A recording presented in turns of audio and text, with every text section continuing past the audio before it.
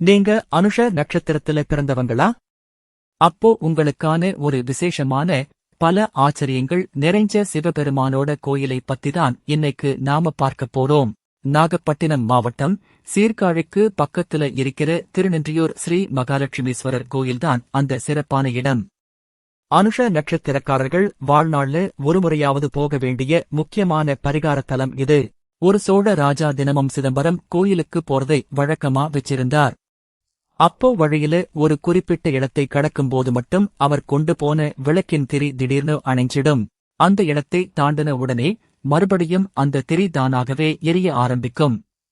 எத்தனை தடவை யோசிச்சும் இதுக்கான காரணத்தை அந்த ராஜாவால கண்டுபிடிக்கவே முடியல. அப்போ அங்கே வந்து ஒரு ஆடு மேய்க்கிறவர்கிட்ட கேட்டப்போ, இங்கே இருக்கிற ஒரு சிவலிங்கத்துல பால் சுரக்குதுன்னு ஒரு ஆச்சரியமான தகவலை சொன்னார்.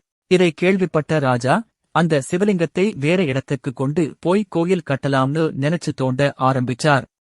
ஆனா அந்த லிங்கத்துல இருந்து ரத்தம் கசிய ஆரம்பிச்சது.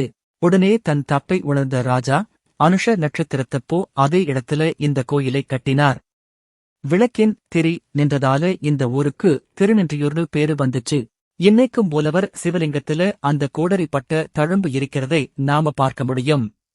அன்னை மகாலட்சுமி இங்கே வந்து சிவபெருமானை வழிபட்டதால மூலவருக்கு மகாலட்சுமீஸ்வரனும் பேரு வந்துச்சு. தன்னோட அம்மாவான ரேணுகாதேவியை கொன்ற பாவத்தை போக்க பரசுராமரும் அவரோட அப்பா ஜமதக்னி முனிவரும் இங்கே வந்து சிவபெருமானை கும்பிட்டு பாவ விமோசனம் பெற்றாங்க. இந்த கோயில் பிரகாரத்துல இருக்கிற தட்சிணாமூர்த்தி ரொம்பவே விசேஷமானவர். அவர் காலுக்கு அடியில இருக்கிற முயலகன் பிடிச்சிருக்கிற பாம்பு இடது பக்கமா திரும்பியிருக்கு. ஈசனும் தன்னோட இடது கையால அருள் பாலிப்பது அபூர்வமான ஒண்ணு. அது மட்டுமா, இங்கே இருக்கிற செல்வ கணபதியை கும்பிட்டா கடன் தொல்லைகள் எல்லாம் தீரும்னு பக்தர்கள் உறுதியா நம்புறாங்க. திருஞான சம்பந்தர், திருநாவுக்கரசரு 2 பெரிய நாயன்மார்கள் பாடிய பெருமை பெற்ற தலம் இது. இந்த கோயிலைச் சுத்தி 3 தீர்த்தங்கள் இருக்கு. இதை பத்தி சம்பந்தர் பாடும்போது இதை நீலமலர் பொய்க்கைன்னு சொல்லி இங்கே சாமி கும்பிடுறவங்களோட பாவங்களும் பயமும் நீங்கும்னு சொல்லியிருக்கார். முக்கியமா அனுஷ நட்சத்திரத்துல பிறந்தவங்க அவங்களோட பிறந்த நாள், கல்யாண நாள், அப்புறம் அமாவாசை அன்னைக்கு இங்கே வந்து நெய்தீபம் ஏற்றி கும்பிட்டா ரொம்ப ரொம்ப நல்ல பலன்கள் கிடைக்கும். அமாவாசை அன்னைக்கு முன்னோர்கள் முக்தி அடையவும் இங்கே விசேஷமா வேண்டிக்கிறாங்க.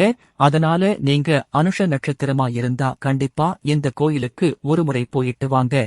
இந்த ஆன்மீக தகவல் உங்களுக்கு பிடித்திருக்கும் என்று நம்புகிறேன். இந்த வீடியோ உங்களுக்கு பயனுள்ளதாக இருந்தால் லைக் மற்றும் ஷேர் செய்யுங்கள்.